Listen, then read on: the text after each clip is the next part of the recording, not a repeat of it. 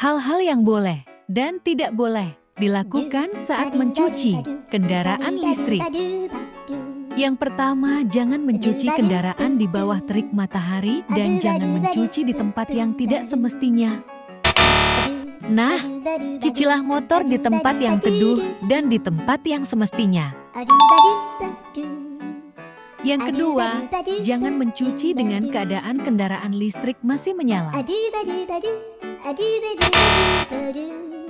Pastikan kembali kendaraan listrik Anda sudah dalam keadaan mati.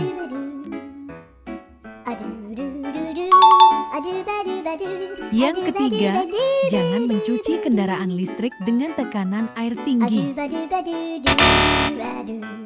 Gunakanlah tekanan air yang rendah agar tidak memicu konsleting. Ketika sudah selesai mencuci, jangan tinggalkan kendaraan dalam keadaan basah apalagi di bawah terik matahari.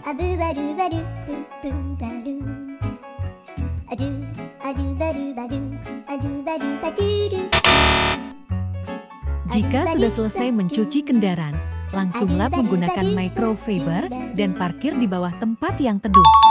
Jangan lupa subscribe dan lihat video menarik lainnya.